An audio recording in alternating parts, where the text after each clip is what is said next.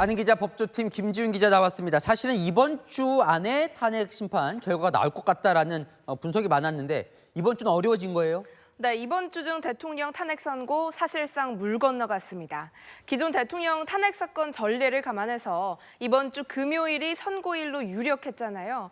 그런데 헌재가 하루 전날인 목요일을 감사원장과 검사 3인의 탄핵 선고 날로 잡은 겁니다. 헌재 관계자에 따르면요, 지난 10년간 선고 일정을 이틀 연속으로 잡은 적은 없었다고 하더라고요. 헌재 내부 사정에 밝은 전직 관계자들 얘기도 일치하는데요. 재판관이 선고일을 잡으면 만 이틀 정도는 결정문 최종본을 만드는 작업에 몰두해야 한다고 하더라고요. 이 목요일 다른 선고가 있는데 바로 다음 날 대통령 탄핵 심판 선고는 물리적으로 준비가 어렵다고 봐야 한다는 거죠. 근데 이게 궁금합니다. 검사와 감사원장 탄핵 사건 선고한다는데 왜 한덕수 총리는 안 하는 겁니까? 네, 한덕수 총리 탄핵 심판은요, 변론을 종결한 지 3주 가까이 지나도록 선고기일이 안 잡히고 있는데요. 이 한 총리 탄핵 소추 사유에서 그 이유를 좀 유추해 볼 수 있습니다. 비상계엄 선포 등 국헌 문란 행위에 공모했다고 돼 있거든요.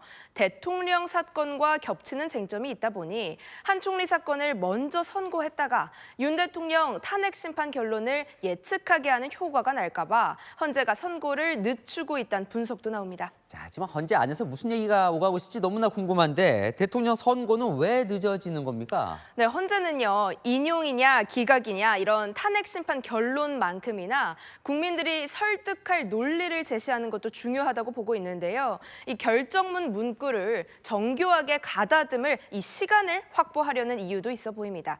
특히 지난 금요일 대통령 구속 취소 결정이란 변수가 불거졌잖아요. 이 법원 결정을 보면 구속 기간이 지나 기소가 됐고 공수처에 내란죄 수사 권한이 있는지 명확한 규정이 없다 정도로 요약할 수 있는데요.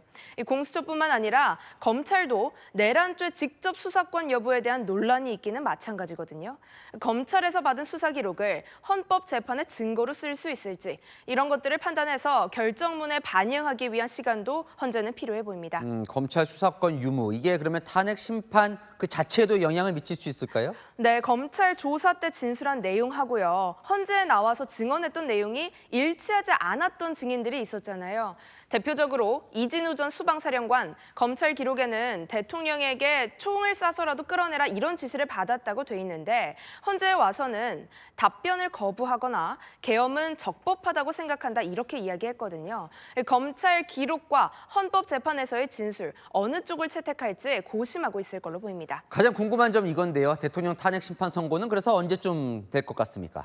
3월을 넘기지는 않을 걸로 보입니다. 내일 모레 검사 그리고 감사원장 탄핵 선고가 끝나면요. 남은 건 한덕수 총리, 박성재 법무부 장관 탄핵 심판 정도만 남게 되거든요. 두 사람 모두 내란죄 쟁점이 겹쳐서 대통령보다 먼저 선고할 가능성은 낮아 보이고요. 다음 달 18일이죠. 문영배, 이미선 두 재판관 퇴임이 있다 보니까 3월을 넘기지는 않을 거다 이런 관측이 나옵니다. 네, 잘 들었습니다. 아는 기자 김지윤 기자였습니다.